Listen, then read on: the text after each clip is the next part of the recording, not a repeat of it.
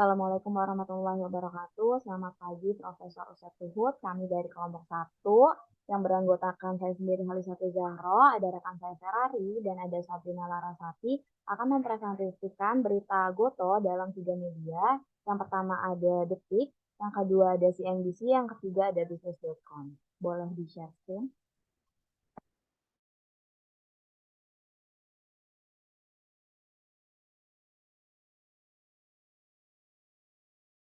Ya, apakah sudah terlihat?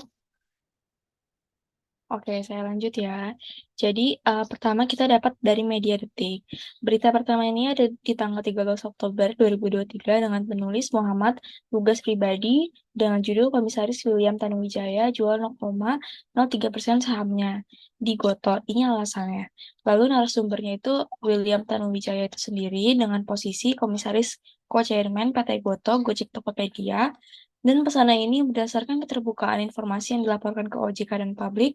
William menjelaskan penjualan ini dilakukan sebagai kebutuhan penting untuk pribadi. Dan artikel ini memiliki tendensi netral. Lalu yang kedua ada di tanggal 16 Oktober 2023 dengan penulis Erika Dia Fitriani dengan judul Volatilitas saham Goto dinilai tinggi. Cek rekomendasi terbaru JP Morgan.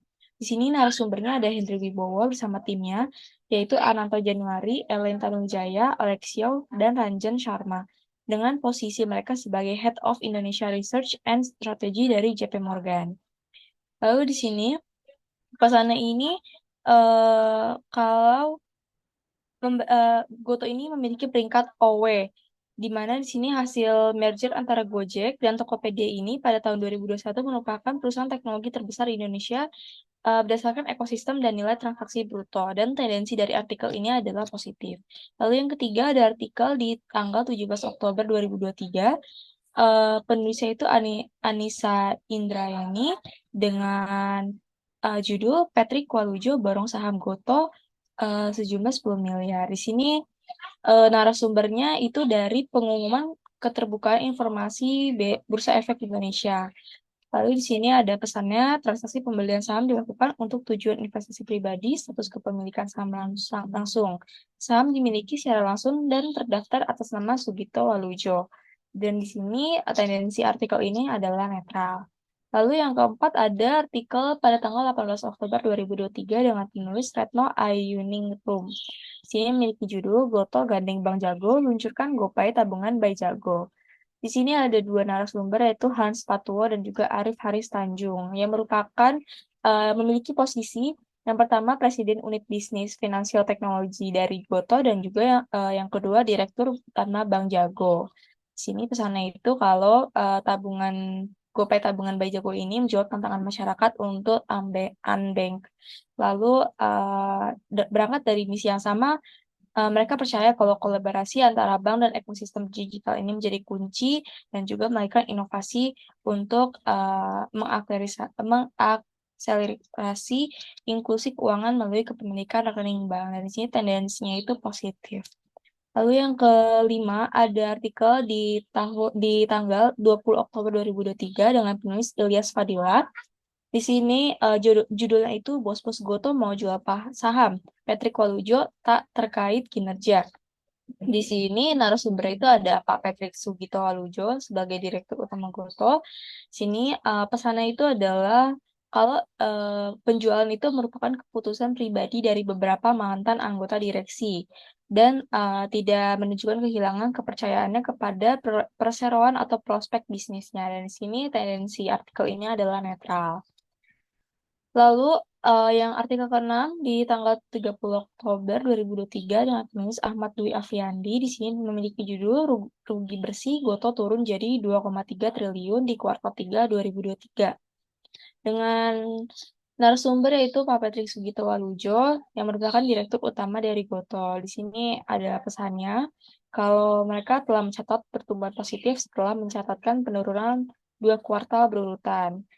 Dan di sini tendensinya itu adalah negatif. Lalu artikel yang ketujuh ini ada di tanggal 30 Oktober juga dengan penulis Ahmad Dwi Afriandi dengan judul Goto batalkan rencana dual listing.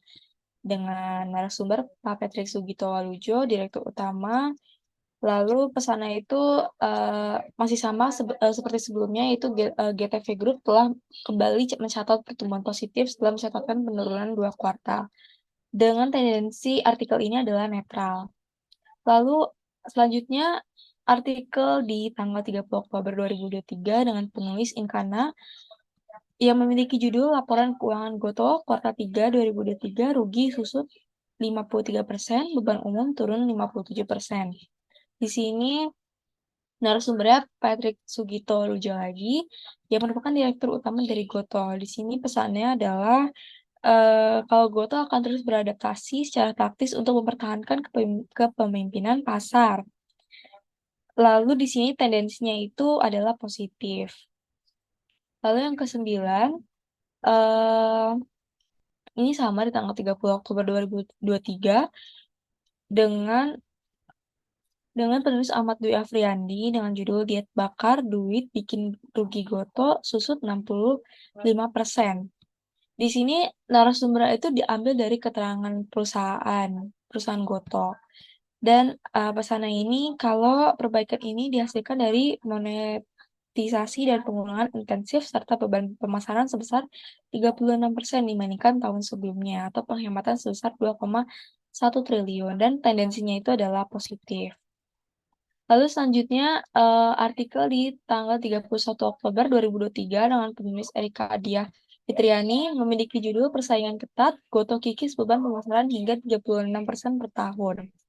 Di sini narasumbernya itu Pak Patrick Sugito Walujo yang merupakan direktur utama dan pihak manajemen Gotoh. Dan di sini pesannya bisa dilihat sendiri teman-teman. Intinya adalah kalau Gotoh ini telah melakukan penghematan sebesar 2,5 triliun dalam bentuk penghematan beban operasional dan juga beban cloud TI yang disertahunkan. Lalu tendensinya itu adalah positif. Selanjutnya artikel mengenai Gotoh ini akan dibacakan oleh teman saya dan di sini kita ambil dari media CNBC. Boleh dilanjut? Oke, baik. Akan saya lanjutkan. Media dari CNBC ini ada di tanggal 30 Oktober dengan penulis Teti Purwanti. Judulnya itu Kas Joko Gotoh putuskan untuk tidak IPO internasional dengan narasumber Jeki Law. Posisi Jeki Law sendiri ini Direktur Keuangan Grup Gotoh. Dengan pesan manajemen Gotoh juga menemukan bahwa tidak lagi berencana melakukan penawaran umum perdana saham IPO internasional yang sebelumnya disampaikan pada prospektus IPO perseroan serta telah disetujui oleh pemegang saham pada rapat umum pemegang saham tahunan 2023. Tendensinya positif. Untuk yang kedua ini ada di tanggal 30 Oktober dengan penulisnya Mentari Puspadini. Judul beritanya itu pendapatan Gotoh naik 31,9%, rugi turun 53% jadi 9,5 triliun. Dengan judul laporan dalam IHSG. Untuk narasumbernya itu untuk jabatan yang sumber itu PTBI dengan pesannya emiten teknologi hasil merger dua raksasa startup terbesar RI, Gotoh, Gojek, Tokopedia mencatatkan perbaikan kinerja sepanjang kuartal 3 2023. Pendapatan Gotoh dalam 9 bulan pertama tahun ini tercatat mencapai 10,5 triliun, tumbuh 102,5% dari capaian periode yang sama tahun sebelumnya yang sebesar 8 triliun. Untuk tendensinya itu positif. Selanjutnya yang ketiga itu ada di tanggal 28 Oktober dengan penulisnya itu Intan Rahmayanti Dewi, judulnya Bos Telkom buka-bukaan soal saham Gotoh yang turun terus. Di sini narasumbernya itu Rerik Ardiansyah dengan jabatan Direktur Utama Telkom Indonesia. Pesannya, memang kalau secara accounting naik turunnya harga saham itu akan berpengaruh, tapi bukan di operasional. Rerik menjelaskan dalam berinvestasi di sektor startup tersebut, perseroan tidak hanya mengejar keuntungan semata. Untuk tendensinya netral cenderung negatif. Nomor 4, ada di tanggal 27 Oktober 2023 dengan penulisnya Romis Binekasri. Di sini judulnya kerjasama dengan Gotoh, emiten ini janji bagi KM dividen. Untuk narasumbernya itu Kartiko Sumargono yang menjabat sebagai Direktur Utama PT Loop Thomas Pelumas Indonesia Tbk. Dengan pesan perseroan berkomitmen untuk membagikan dividen sebanyak-banyaknya 30% untuk tahun buku 2023. Ia mengungkapkan PT Oto Jawa Distribusindo sebagai distributor resmi Promax telah bekerjasama dengan PT Gojek Tokopedia. untuk tendensinya positif. Boleh nomor 5. Nomor 5 ada di tanggal 27 Oktober 2023. Ini dari riset CNBC dengan judul Saham Goto Karam Kegocapan, hasil jual lebih 700 miliar. Dengan narasumbernya Peter Kualujo sebagai Direktur Utama Goto. Pesannya secara teknikal dalam grafik harian, Goto masih tertahan di bawah area resisten 66 dengan area support terdekat berada di level 54 sampai 53. Untuk tendensinya ini ada di negatif. Selanjutnya ada di tanggal 20 Oktober 2023 oleh redaksi CNBC dengan judul Duh Founder Goto ramai-ramai ingin jual saham. Ada apa? Untuk narasumbernya itu ada Kevin Alwi sebagai mantan co-founder Gojek. Pesannya Kevin telah melakukan penjualan saham untuk diversifikasi dan menjaga keseimbangan portofolio pribadinya. Untuk tendensinya ini ada di negatif. Selanjutnya nomor 7 itu ada di tanggal 16 Oktober 2023 dengan penulisnya Romis Binekasri. Di sini judulnya ada saingan Goto mau beli operator taksi, regulator buka suara. Ada narasumbernya, ada dari jabatannya itu Komisi Persaingan Konsumen Singapura, The Competition and Consumer Commission of Singapore, dengan pesannya regulator menambahkan bahwa akuisisi ini pada gilirannya dapat meningkatkan hambatan ekspansi bagi platform pesaing dengan tendensinya negatif. Selanjutnya, yang terakhir dari CNBC ada di tanggal 14 Oktober 2023 dengan tulisnya Arizal Rahman dengan judul Bos Goto jelaskan alasan aplikasi GoPay tampak sederhana. Narasumbernya Hans Patuwo yang menjabat sebagai Presiden of Financial Technology Goto dengan pesan aplikasi GoPay yang kami luncurkan Juli sangat berbeda dari yang kami bayangkan, katanya dalam upacara UOB Conference 2023. Ia menjelaskan penyebab utama sederhananya aplikasi GoPay karena pola perilaku masyarakat Indonesia yang cenderung menginginkan sebuah aplikasi yang berbentuk sederhana untuk tendensinya positif. Selanjutnya akan dijelaskan oleh Sabrina dari media bisnis.com. Baik, saya akan menjelaskan di bagian website artikel dari Business Income. Yang pertama itu di tanggal 17 Oktober 2023. Penulisnya itu Rizky Rajendra. Judulnya itu Patrick Waluyo 148 juta saham Goto di harga 675 M. Narasumber di sini adalah dari Bursa Efek Indonesia dan dari Direktur Utama Grup Goto sendiri, yaitu Bapak Patrick Waluyo.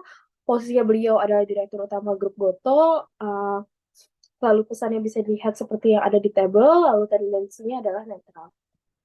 Yang kedua ada di tanggal 10 Oktober 2023, yaitu penulisnya Dionisio Damaratones. Judulnya itu Tobo terbitkan 1.704 miliar saham baru dalam private placement. Narasumbernya itu ya Direktur Utama Grup Goto lagi, yaitu dari Bapak Patrick Waluyo. Dari posisinya juga dari Direktur Utama Grup Goto. Lalu tendensinya adalah netral. Selanjutnya di 11 Oktober 2023, penulisnya dari Ania Kurniasari Saumi dan Dionisio Damaratones. Judulnya itu Saham Goto amblas ke 79 setelah private placement. Direktur Utama Grup Goto, untuk narasumbernya itu dari Direktur Utama Grup Goto, yaitu Patrick Waluyo. Selanjutnya posisinya itu Direktur Utama dari Grup Goto, lalu tendensinya adalah negatif. Dan yang terakhir ada di 14 Oktober, penulisnya itu Anissa Kurniasari Saumi, yang berjudul Saham Goto sentuh all-time low, konsensus analisis semakin jauh, dan lalu narasumbernya itu dari Bloomberg Terminal dan dari Patrick Waluyo. Jabatannya adalah posisinya di Direktur Utama Grup Goto. Untuk tendensinya adalah negatif.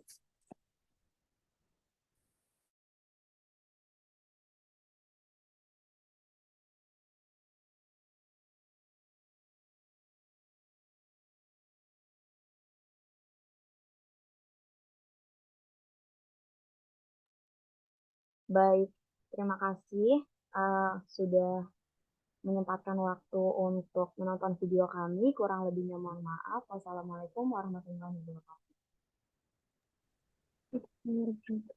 Terima kasih.